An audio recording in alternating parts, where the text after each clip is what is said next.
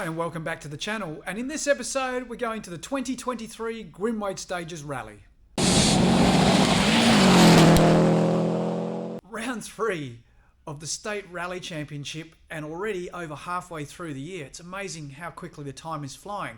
We travelled about 250 k's southwest to a tiny fruit growing town called Donnybrook, which is where they grow plenty of apples for the Grimwade Stages Rally. It was where the HQ and service park was based. However, the stages were another 30 to 40 k's further south out of Balingup in the tree plantation of Grimwade.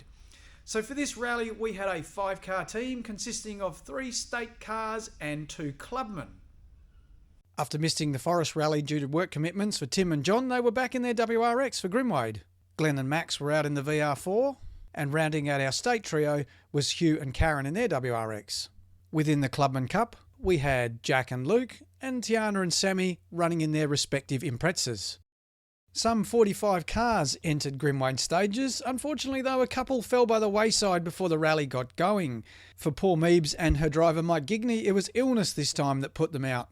Also, another couple of notable names not starting was the Rulos. Their cars were parked up for happier circumstances. They were attending the wedding of Pete's co-driver. So congratulations to Jimmy and Mel on tying the knot. This year, Grimwade really turned on the weather, a stark contrast to the storms and heavy rain of last year. Apart from needing to get up at the crack of dawn, which was freezing by the way, the rest of the day was beautiful. And there was enough sunshine before we waited for competition to start to play Sandcastles or maybe King of the Castle, I'm not sure. Right then, let's get on with the competition. Initially, Grimwade was going to be 8 stages, 4 stages with a single service and then another 4 stages for state championship, with clubmen running only the first 4 stages with no service. Before the rally had even started, the organisers had cancelled a stage and it dropped it down to 3 and 3. For our team and for some other competitors, it was just going to be one of those days. The problems started early for Jack Flanagan and Murray Hines. Not far into stage 1, their engine expired, the second in as many events.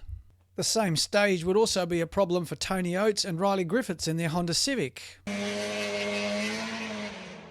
They came over one of the many crests of Grimwade and on landing broke the suspension, which unfortunately put them out of the event. Declan Madigan and Stephen Kelly also had a bit of a drama of a day. They glanced a tree early in the rally and unfortunately they were out. Both crew were fine and the damage is mostly superficial.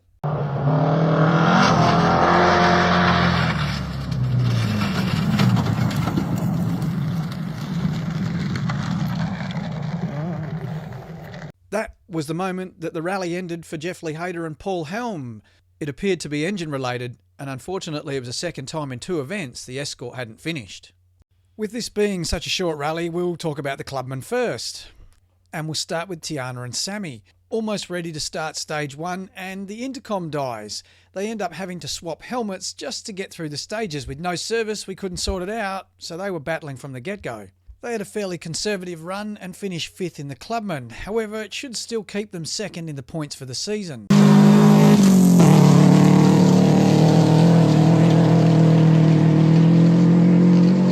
Jack and Luke had dramas too. On the first stage they set the fastest time. On the second stage the clutch gave trouble and started slipping and they were almost at a crawl for a few kilometres. Thankfully they managed to sort it at the end of the stage and go on and finish the rally. They took the valuable points for 3rd place, which should keep them in the lead in the Clubman Series.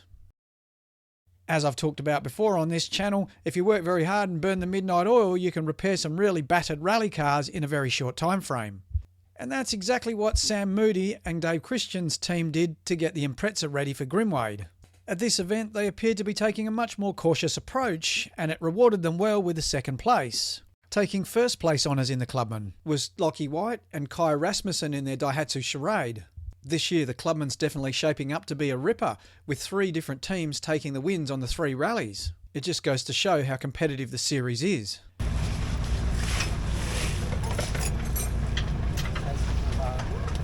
I'd say at the midpoint service everything seemed to be going pretty well. Our team was reporting the roads were in really good condition, a stark contrast from last year. However, personally, the team was having an off day. Nobody could put their finger on exactly what it was. Maybe it was something in the water. Nonetheless, we got everybody prepared and all the lights on for the dark stages ahead. Out for the remaining group of stages, and some teams were having a bit of trouble.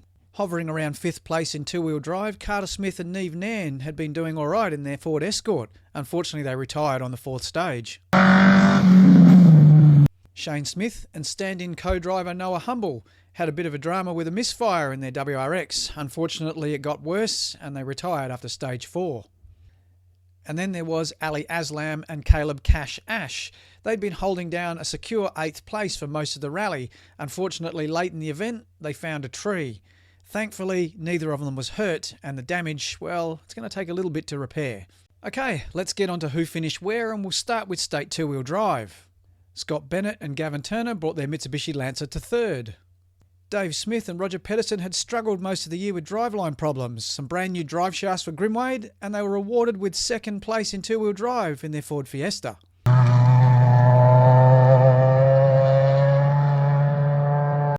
And out front, taking another two-wheel drive win, Alex and Lisa White and their S13 Sylvia. Well done to the White family, taking two-wheel drive and clubman honours. So how did our team finish up? Well, we all finished the rally, which was great. However, earlier I said we're having a bit of an off day. Hugh and Karen finished the rally in 29th place. Glenn was still getting over the side effects from COVID, and he and Max finished 24th in the VR4. Tim and John didn't quite repeat their 2022 result when they finished 5th outright. This rally they finished 16th, however it was just 0.2 seconds behind 15th place.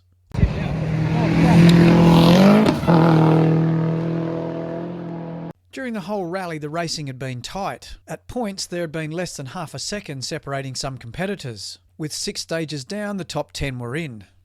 10th place went to Mick Steele and Katie Oxley in their WRX. 9th place went to Dave Thomas and Mandy Lister in their WRX, with their respective children Kelly and Steph taking 8th place in their WRX, a career high for the pairing thus far.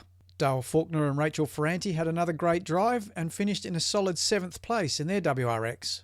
John O'Dowd and Tony Fever brought their Skoda Fabia R5 home in 6th place. It seems like Gary Mills and Mitch Gray have got the reliability sorted out in their Peugeot AP4 car. They had a great run and finished 5th. In comparison to the last 2 rallies, Tim Hiles and Morgan Ward had a trouble-free run and they brought their Legacy RS home in 4th place. Craig Rando and Scott Beckwith opened their Grimwade account with an equal fastest time on stage 1. They dropped back a little from there, however still finished the rally in a solid 3rd place.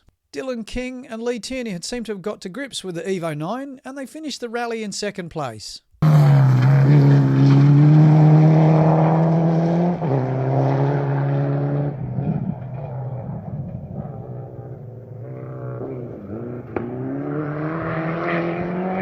Having set the fastest time on every single stage, Daniel Gonzalez and Damon Nicoli won the rally. It was their 3rd win this season in their Skoda Fabia R5 and put them in good stead at the midpoint of the season. So thankfully after this rally, no major drama and no major damage. So it means just regular maintenance on the cars to get them all ready for the next rally, which is only about 4 weeks away where we're heading to Manjimup. Hope you've enjoyed our coverage of the Grimwade Stages Rally for 2023. Thanks very much for watching. Please like and subscribe, and we'll catch you again soon. Cheers.